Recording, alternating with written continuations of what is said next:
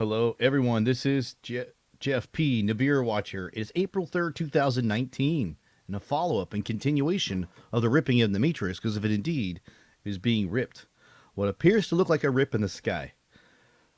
That's what I call the Matrix. And what I mean by that, I'm going to explain later after we show you the proof of the rip in the Matrix. Look at this rip in the sky. This is the start of the rip. Look at that. I just can't explain that. And but notice the dark sky, and in this rip, we could see. Sorry. So in the sky, we see the start of the rip, and we goes all the way across the night sky, and look how dark it was on April 1st, captured by Sinister Saint.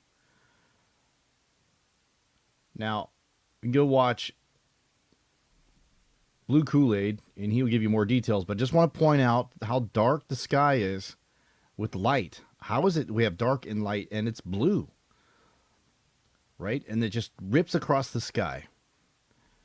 Well, and then more footage of it from Blue Kool-Aid channel.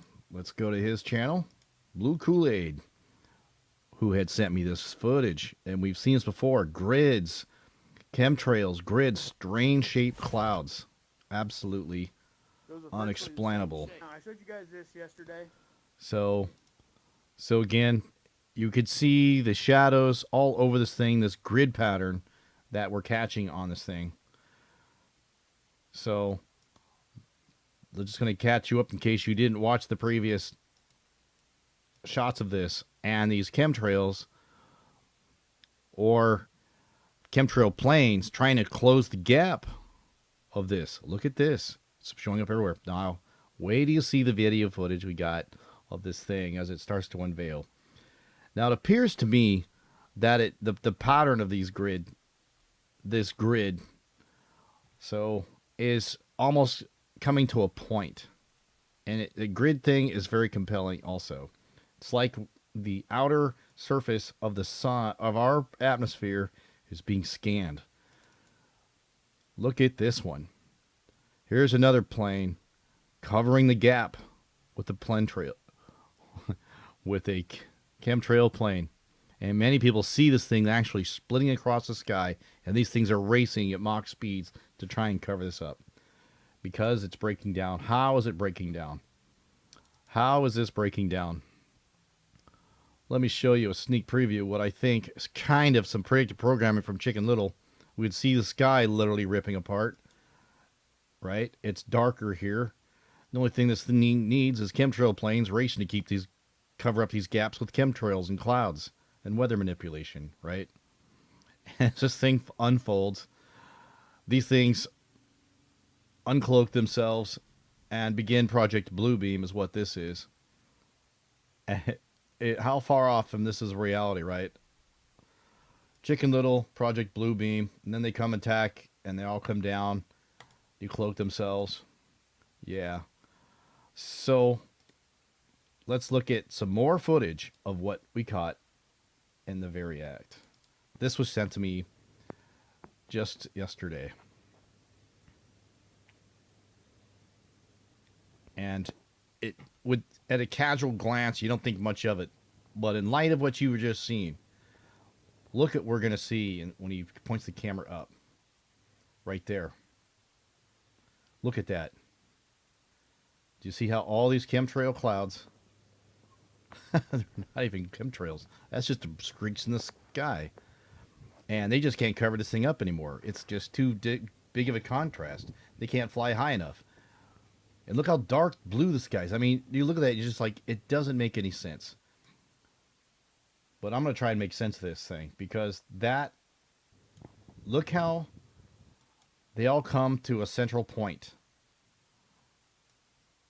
I think that's our biggest clue. Now, how many times have we seen this effect where these shadows are coming to a point? I say to you that there is some kind of projection system here in outer space projecting blue beams of light, the fake blue sky, on top of a shadow. What do you mean? This is what I mean.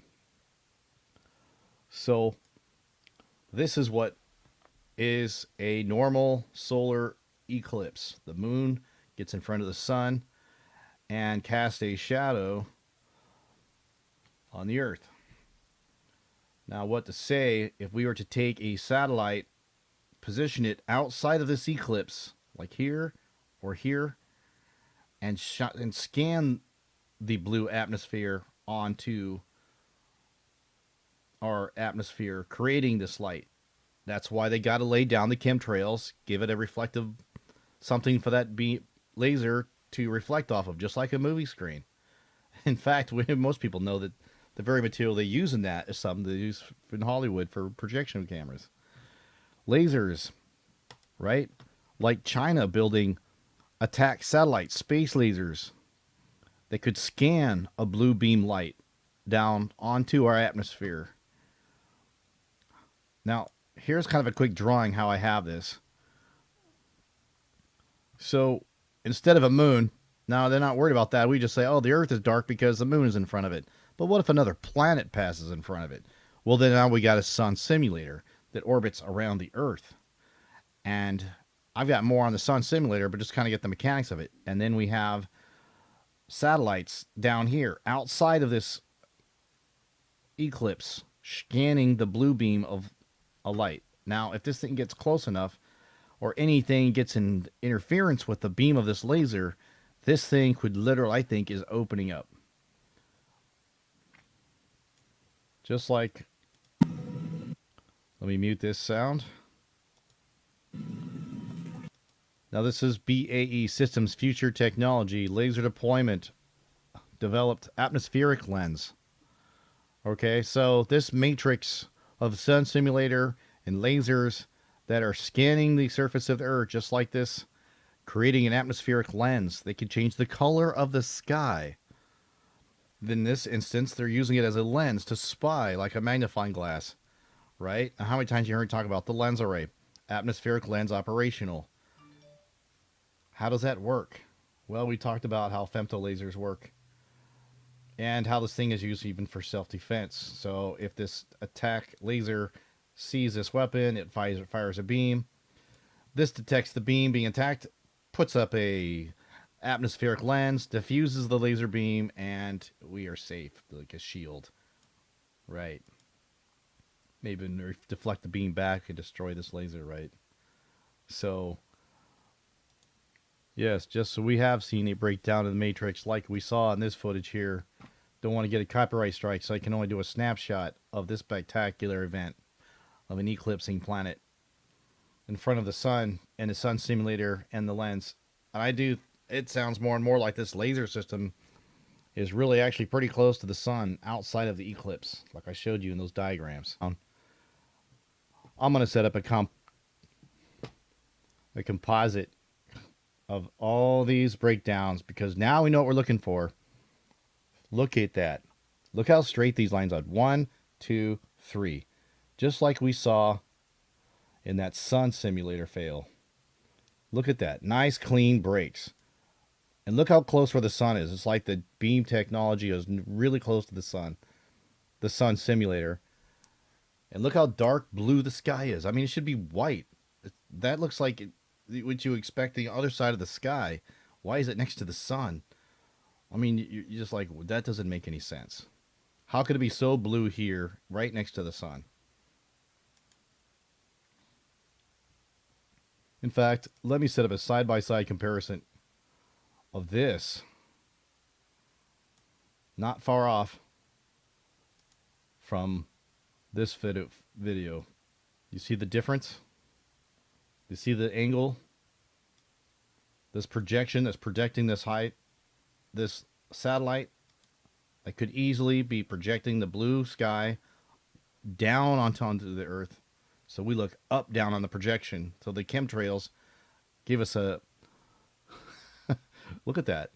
That's going to be my thumbnail, folks. I hope that makes sense. Everybody explain what is the matrix. Now I can go into the lens array, but just go back and watch my lens array videos. This video's gone long enough, and people quickly run out of patience for whatever reason. They want to learn about something, but they want to hear about it in 2 seconds.